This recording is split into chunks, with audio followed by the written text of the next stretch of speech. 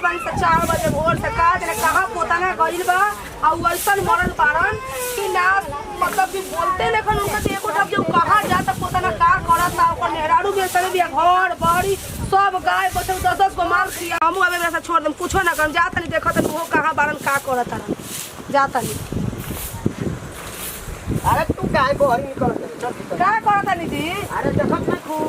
का देखत रही खुरौरी ये चीज सब अथी बा का आउ लोग मतलब नहीं का पोताना करे एक समय से कहां गइल बा सुबह से उठ के सुबह से हम 10-10 को माल खियावल कोई घर के काम काज ओकर मेरा में तो 24 घंटा सुतले खियाइले बड़ देखत आई बड़े बढ़िया से में ही काटेला रउए सब कुछ मतलब पोताना का तो कोनो मतलब नहीं गोबर गोथार गहरी में तरी सब हमई करी भाई सभी ले खइली सोना त रउए ना बोलेला ओकरा के का बोली ओकरा के काहे ना बोलन त रउए मुड़ी पर चढ़ा के रखले बनी का ओकरा के राजे ने कहां गइल बा कहां गइल त रउए करी फिर रउए ई सब को ठिका ले बनी हमरा लगे हम छोड़ दिए ऐसा ना भैंसियन के भूखे छोड़ दी हां छोड़ना त का करी के आई ना एगो बात बताई कहां से कब से सुबेरे का गइल बा चल गोबर निकाल हम गोबर त हम निकाले ऊ ना करी कुछो सब हम ही करो पहले मैं दुआर और बाहर दे हां दुआर और बाहर सब हमें करे ओकरा के बोले ना जाए भैंस खाली काला तनी आज इनका तो बोला ही करेगा रउए ना बोलम ने हमरा से हम कुछ ना करब ओकर मेरा 24 घंटा सुंदर रहत सब कुछ हम ही ना करब बोली ओकरा के पता नहीं कहां गइल बा हां तो हम बोले जाई त के बोली हम बोले अब ओकरा से हम बोले मेहरारू ओकर मोबाइले पर लगा रहती है 24 घंटा तो साथ को माल दुआरी पर बांध देले बनी तो सब हम ही करो ना शादी भइल बा नहीं शादी में तो लेकर 24 घंटा मोबाइल पर लगा रही घर के काम जो देख को के रे चलो से घर दुआर और पर काम और करे के बा ना रउआ कहने के बाद पता नहीं हम का बोली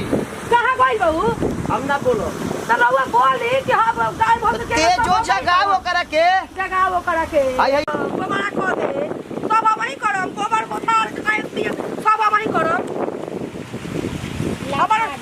हमारा सब ठीक लगल ले अथी भइल बा हमारा बटवारा कर दी बानू माल भैंस घर दुआर सब बटवारा कर दी हम अपन अलग करम अपन अलग बनाइए खाई हम ना करम कुछ बटवारा कुछ ना होई चल ना का रे बटवारा होई तरह चल लड़ मत जो अरे जो दुआर घरे जो बटवारा कर दी बानू माल भैंस घर दुआर सब बटवारा कर दी हम अपन अलग करम अपन अलग बनाइए खाई हम ना करम कुछ बटवारा कुछ ना होई चल ना का रे बटवारा होई तरह चल लड़ मत जो अरे जो दुआर घरे जो ठीक बा देखो मड़ैया में रखल बे जाई रे ले खियाई ठीक बा हम ले आवत हां जाई ले का हो नी रहू भाई हां भाई का होता है कुल अरे ये गरुवारी और होता लो बैठ भैया कुर्सी ले रे हां ले ले प्रणाम हो जाई खुश रही का होता होई सब का होई जी हमरा घर से तो हमर मन न गुता गइल बा ये मरद से औरी हां आ पोतना कहां गइल बा एगो बात बताई पोतना का बियाह शादी हो गइल बियाह शादी में आदमी को देलक कुछ त चिमवाड़ी जी तबे ओकरा बुझाइनु का चिमवाड़ी का चीज होखला हां सुनो नी रो भाई अब बोला पोतना के सही कहतरी भाभी कि शादी ब्याह हो गइल जिम्मेवारी हो गइल ओकर शादी ब्याह हो गइल मेहरारू आ गइल बात सही बा तो सुनो ओकरा के काम कर लो मान लो कि तो हम लोग उम्र तो हम लोग के दिन पर दिन ढलले जाता तना गरुवारी पर एथी करत रहलो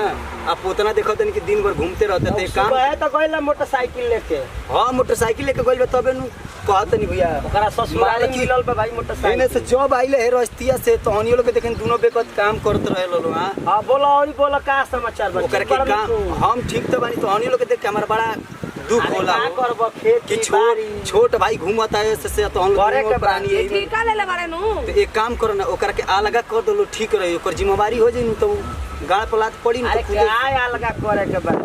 काहे अलगा ना करब तो सही चिमर बच्ची पर बस सुनी जा ठीक बा जौन चाहत तरी तो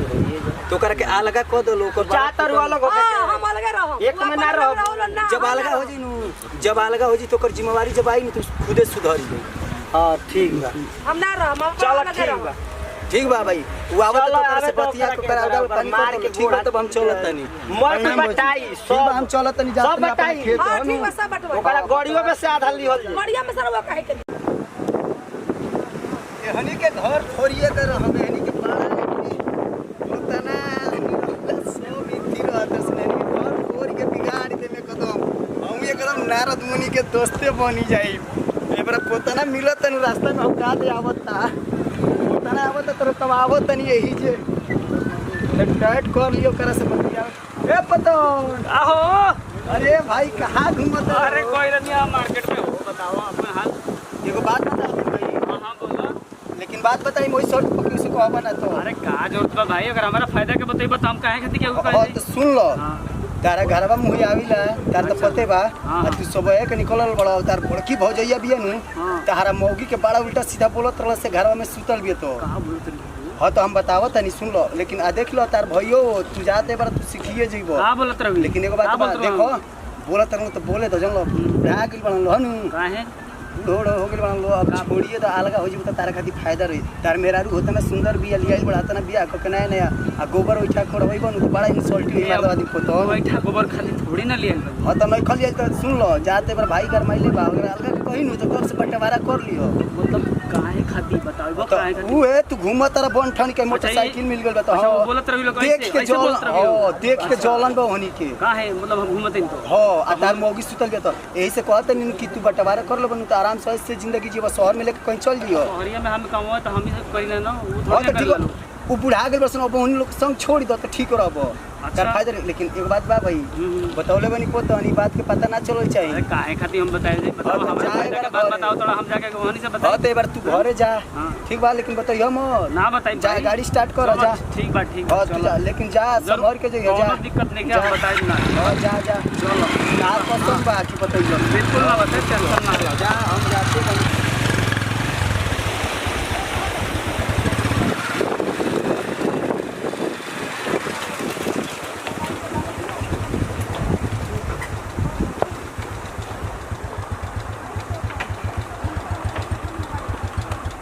बस अरे पटो टुना कहां रखो वही सामने का बीच रास्ता में नरदा बोलत रहुए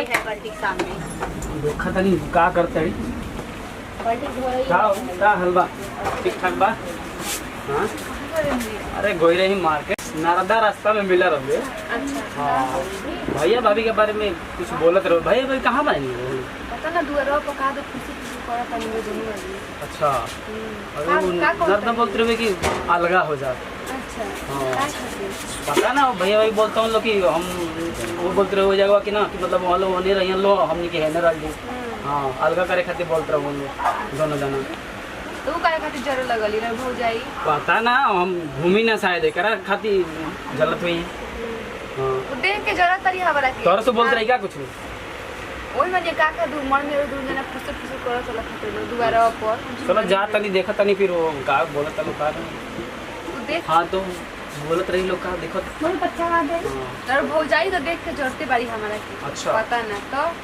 चलो जब देखो तब जरा उनका तनी तो खाली देखा ये कामे देखा रहत थे खाली भुनु कहले रहत रे वो हमारे से नरदा बोलते रहोगे कि ऐसे ऐसे बोलते हैं लोग हाँ तो देखल जाए कोनो बात ना का कही क्या बोलते रहे कौन करता रही था मैं बता रही हाँ देखिए और क्या कुछ जाए लगे तू सुनात नहीं के का धारा हमारा तबीयत ठीक नहीं काहे चिल्लाता हो हां ये ना बारे बताते नहीं काहे काहे चिल्लाता हो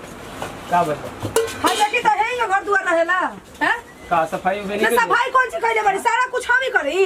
घर से बाड़ी से लेकर 10 को माल खियावल खेती बाड़ी देखल खाना पानी का देखी तो ऐसा बुढ़ाना पसंद नहीं बड़ी का जाके मिल के उनका का मिल के हम बताई जी मिल के रहो बताई रो उनके समझावे ना अरे हम तो रोज ही समझाई ना अब तो हम लोग के तोहरों के कौन सी ना समझाई चिल्लाई अरे! तू खाना बनाव ले अरे रे कुरकुरा कइले बड़ी सरे रोड़े तो कच्चा बच्चा है अपना बात है का भइल बा का बोल रोड़ा तो सब करा तन का नहीं जाला हो जाई रहुआ हो जाई तो सुना ना तो नहीं के करे तो कहां तन हमारा लड़का फेंका नहीं करा 75 को लड़का फेंका अलग हो गई कि का करी जा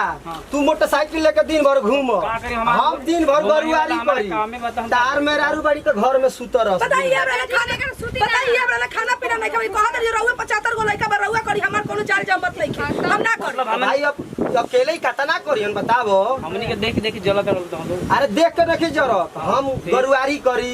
ई गोबर कछी है हम घूमे जाई ना गोबर पथी है सुनी ना के आ तो हम काम करने ना। सब तो दूध बेच के रहुआ लो मर में रखत है पैसा बा दूध दीदी का बेच भाई के के, तो? तू दिन भर घूमब तो कहां से मान पैसा खोरा की चली हम ना दूधा बेचतन त खाद कहां से का कौन सी बोली तू चाहत कौन सी बड़ी ए हम लगे चिल्ला कौन सी कौन सी चाहत रुक ये क्या है समझावा अरे अरे झई देखा ना अपने में तू अपना के समझाओ ना पकड़ा अपना लिखा छोड़ यार दे। क्या बात करते छोड़। हो तुम यार रोज रोज लड़त रहो तो हम लोग क्या भइल बा और अगर ऐसा ही बात बैठे तो तुम अलग अलग हो जाओ। मुखिया जी रोज रोज लड़ाई के अच्छा नहीं करके लगा कि रोज हम लड़ाई निकल करता रहे है हैं सन। है ना। हम निकल रहे हैं चलो अलग हो जाओ। सब बंटवारा हो घर द्वार कुल गाय भैंस जतने दोनों नहीं खे जरूरत की लड़त लो, ठीक है ना। मुखिया जी के पास चलो लो और बंटवारा कर लिया। हां बोला मुखिया जी के और सब कुछ बर्तन उर्तन सब बांट लो। खेत बाजार जो भी बोल दिया सब अपना मुखिया जी के चल के और फैसला कर लिया जाओ। और तू जाके हर घरे घरे बोलत रहता कि मतलब अलग अरे मर्द हम कहां बोलले बनी, हम के करा से बोलले बनी। बोलले बड़ा फलाना से वो बोलता कि कौन फलाना बा ओकर के धक ले आवत तो चलो तनी अभी ले आओ तनी ओकरा ठीक बा ओकरा के ले आओ। रोजे काम ये बोलता रहा कि मतलब घूमत रहता। अरे घूमत तनी ले आओ ओकरा के देखी तो कौन होवे। हम जब बोला ले आओ तू तो अपन काम करत रह, हम अपन काम करता नहीं। हां हम तो काम तो करते ही बनी जा। हम पैसा मांगे ठीक बा ओकरा के बोलाओ। अपन दूध अपन बेच के कमाता रह, हम अपन कैसे जाके कमा। ठीक बा जा कौन तारा से कहले ओकरा के धक ले ले आओ। आओ तनी अभी ओकरा के जल्दी ले आओ जल्दी। वो बोल ले बा चला हो हमरा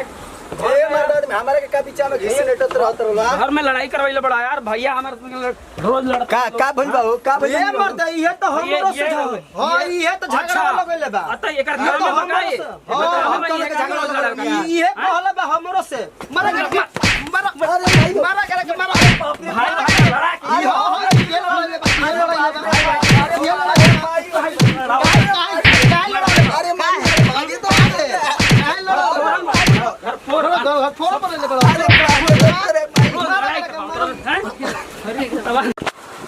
नमस्कार भैया, हम सुनील मतवाला भोजपुरी कॉमेडी आप सबके बीच में भेजले बनी।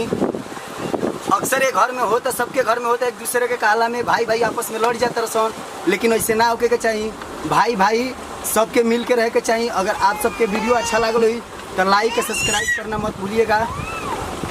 नमस्कार भैया, अगर हमने की वीडियो अच्छा लगी तो लाइक करी, शेयर करी और सब्सक्राइब करी। नमस्कार प्रणाम, हम ज्योति मिश्रा। हमारा वीडियो अच्छा लगल हो तो हमरा के लाइक करी। नमस्कार प्रणाम करते हैं हम रीमा मिश्रा। अगर हमने के वीडियो अच्छा लगा तो लाइक सब्सक्राइब जरूर। नमस्कार भैया, हम रमेश प्रजापति बोलतनी। वीडियो अच्छा लागल होई तो सब्सक्राइब करिए, लाइक